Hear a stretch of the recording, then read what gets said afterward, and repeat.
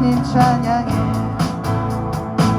기쁨 때도 슬픔 다가와도 난 언제나 주님 찬양해. 끊임없는 주의 사랑, 주의 권세 존귀는 알게 되면 찬양해 되리. 볼 있는 모든 만물 다 나와서 주 찬양하라. 볼 있는 모든 만물 다 나와서 주 찬양하라. 높은 하늘에도 천사들과 함께 영원토록 주님 찬양해. 온 땅에서도 모든 만물 함께 모든 민족 주님 찬양해. 끊임없는 주의 사랑, 주의 권세 존귀 능력 알게 되면 찬양해 되리. 끊임없는 주의 사랑, 주의 권세 존귀 능력 알게 되면 찬양해 되리. 끊임없는 주의 사랑, 주의 권세 존귀 능력 알게 되면 찬양해 되리.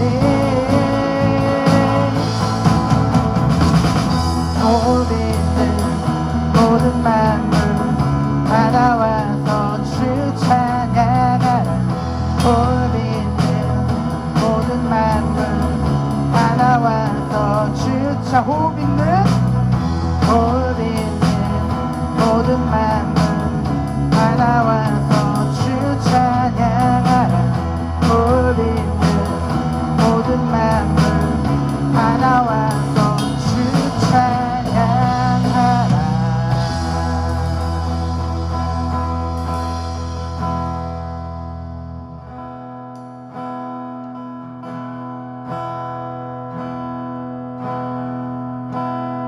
내 아버지 그 품 안에서 내 영혼은 안전합니다. 주 손길로 내 삶을 안으시니 그 평강이 나를 돕습니다. 비록 넘어지면 흔들리지만 주 내 안에 거하며 나를 이끄시니 내 생각을 주께로 돌리고 주시는 평강의 옷을 입습니다.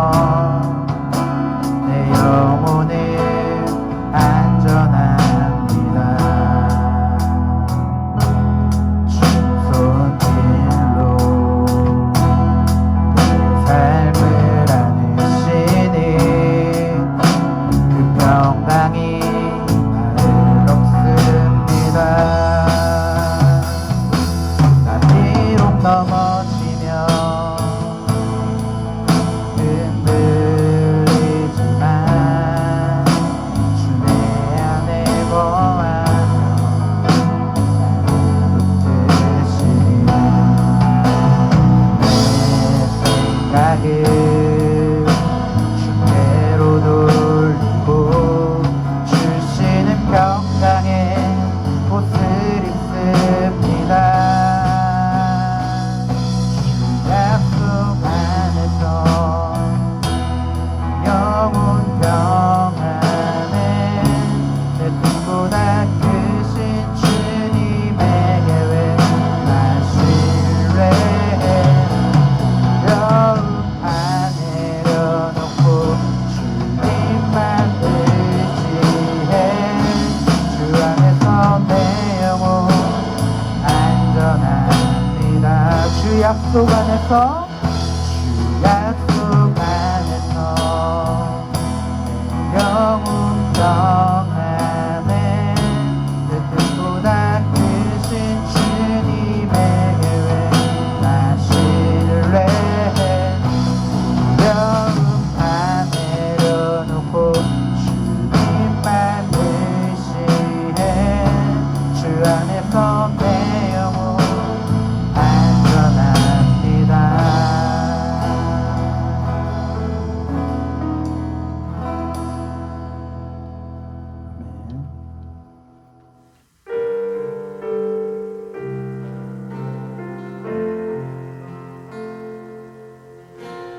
나는 하나님을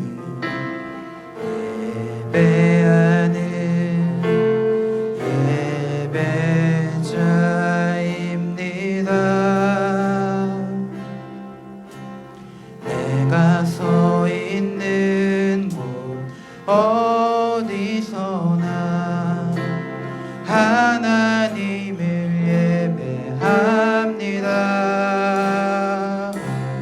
내 영혼 거룩한 은혜를 향하여 내 마음 완전한 하나님 향하여 이곳에서 바로 이 시간 하나님을 예배합니다.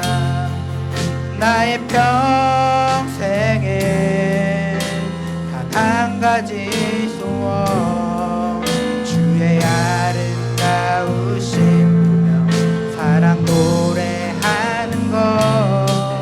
나의 평생에 주님의 얼굴 구하며 그 사랑 안에 머물며 사랑 노래합니다.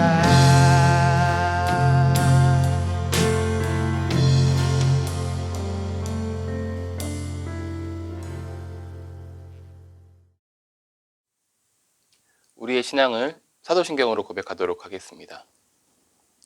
나는 전능하신 아버지 하나님, 천지의 창조주를 믿습니다. 나는 그의 유일하신 아들, 우리 주 예수 그리스도를 믿습니다. 그는 성령으로 잉태되어 동정녀 마리아에게서 나시고 본디오 빌라도에게 고난을 받아 십자가에 못 박혀 죽으시고 장사된 지 사흘 만에 죽은 자 가운데서 다시 살아나셨으며 하늘에 오르시어 전능하신 아버지 하나님 우편에 앉아 계시다가 거기로부터 살아있는 자와 죽은 자를 심판하러 오십니다. 나는 성령을 믿으며 거룩한 공교회와 성도의 교제와 죄를 용서받는 것과 몸의 부활과 영생을 믿습니다. 아멘. 오늘 우리에게 주시는 하나님의 말씀은 구약성경 시편 128편 1절에서 6절의 말씀입니다. 여호와를 경외하며 그의 길을 걷는 자마다 복이 있도다.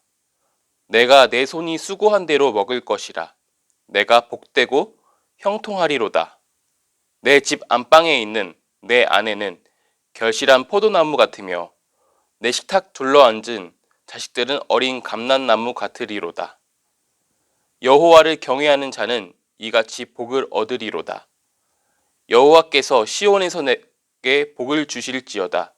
너는 평생에 예루살렘의 번영을 보며 내 자식의 자식을 볼지어다.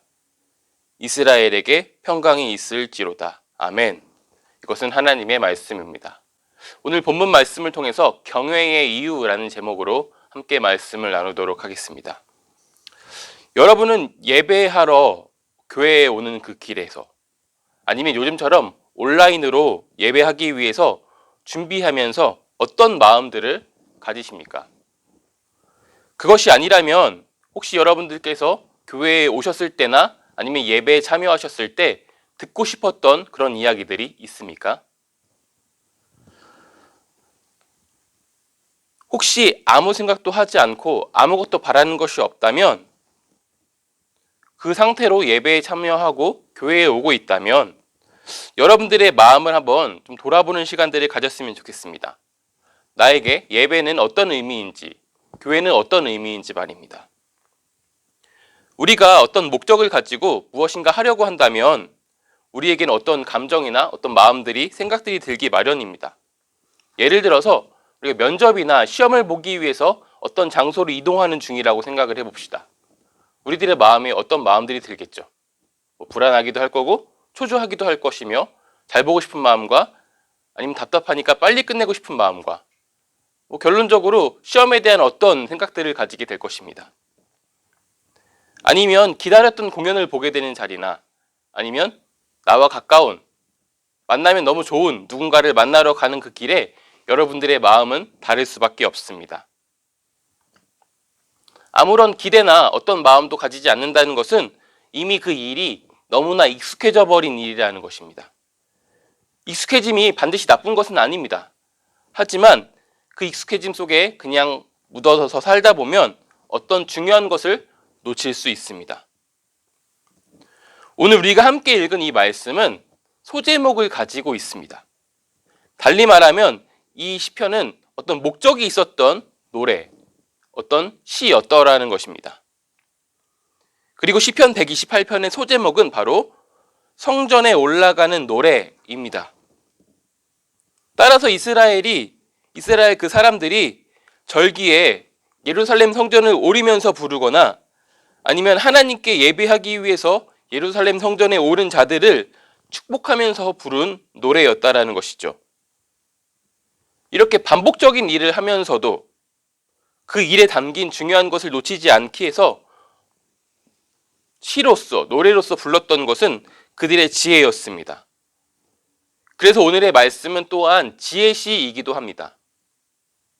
이 말씀이 우리에게 주는 교훈이 있습니다. 하나는 반복적인 신앙생활을 하면서도 중요한 것을 잊지 않기 위해서 어떤 지혜가 필요하다는 것입니다. 그리고 또 다른 하나는 오늘 말씀의 내용처럼 하나님을 경외해야 한다라는 것입니다.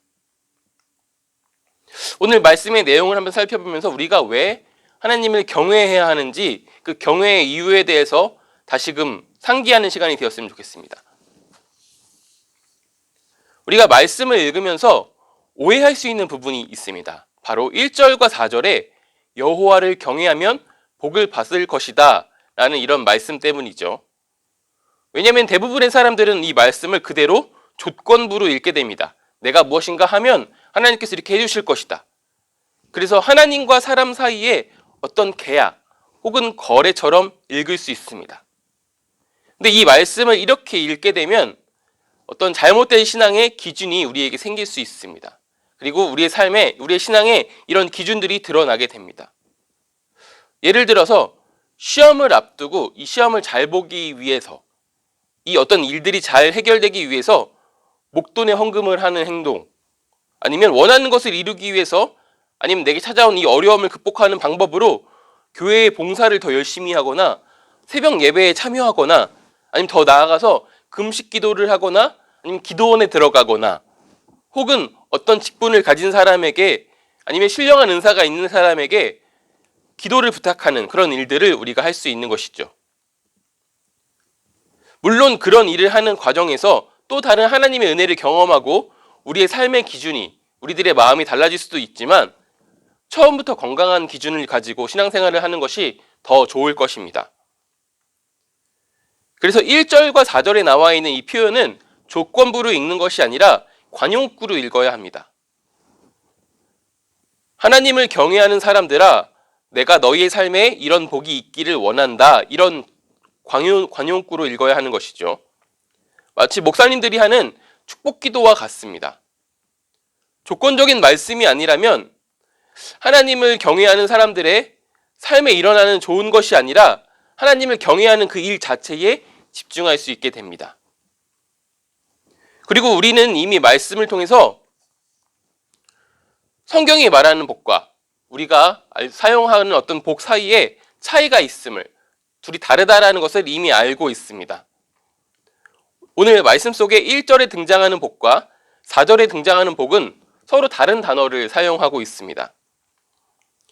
1절의 복이라는 단어는 그 히브리의 원형을 보면 아슈에레이라는 단어로 그 뜻을 직역하면 in place입니다. 시편 1편에 등장하는 복이 있는 사람을 지칭할 때 쓰는 그 단어가 바로 이 단어이죠. 반면에 4절의 복이라는 단어는 그 히브리어 원형을 찾아보면 바라크라는 단어로 그 뜻을 직역하면 kneel down이라는 의미를 담고 있습니다. 야곱이 야복강 나루에서 하나님의 사자와 씨름을 할 때 쓰인 단어입니다.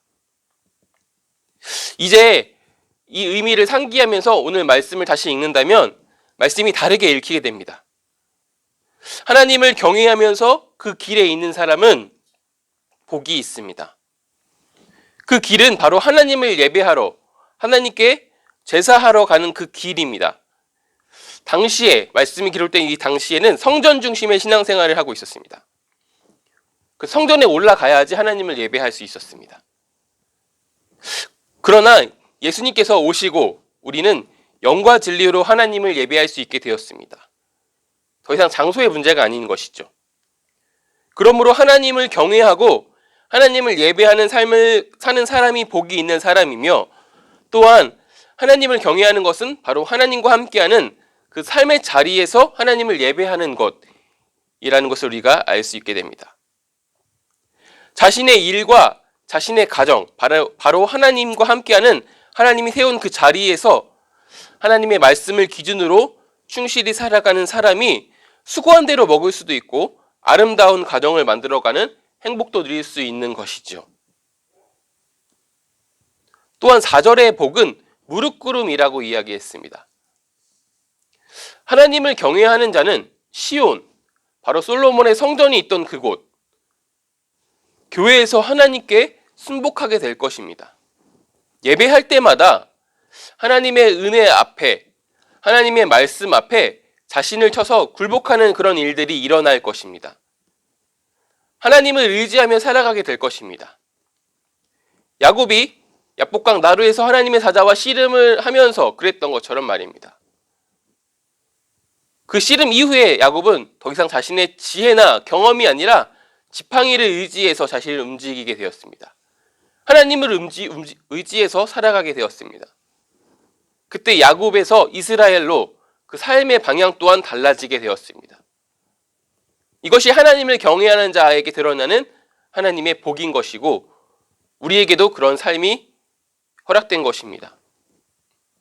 우리는 코로나19 확산을 방지하고자 사회적 거리 운동을 하는 시기를 가졌었습니다.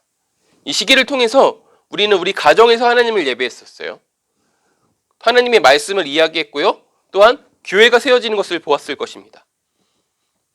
그렇게 교회를 세우는 여러분을 통해서 우리 공동체, 바로 청소년 교회 또한 세워지고 있습니다.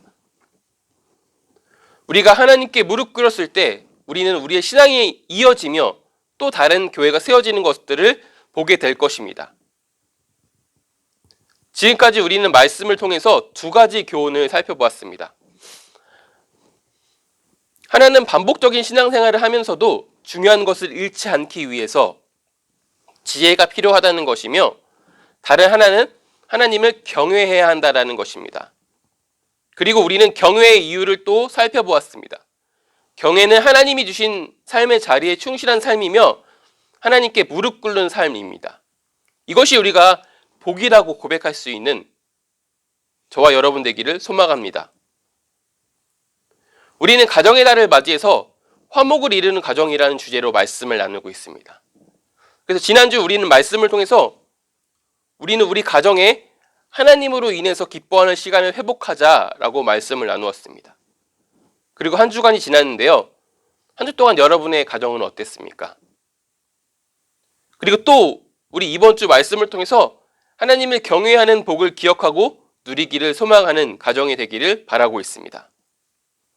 또한 교회를 세우는 예수님의 제자로서 저와 여러분을 통해서 우리들의 가정에 이런 일들이 일어나기를 소망합니다.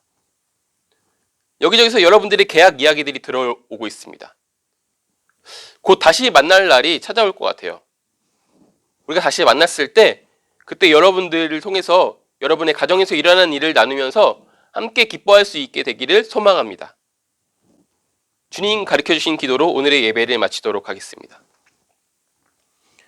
하늘에 계신 우리 아버지, 아버지의 이름을 거룩하게 하시며 아버지의 나라가 오게 하시며 아버지의 뜻이 하늘에서와 같이 땅에서도 이루어지게 하소서. 오늘 우리에게 일용할 양식을 주시고 우리가 우리에게 잘못한 사람을 용서하여 준 것 같이 우리 죄를 용서하여 주시고 우리를 시험에 빠지지 않게 하시고 악에서 구하소서. 나라와 권능과 영광이 영원히 아버지의 것입니다. 아멘.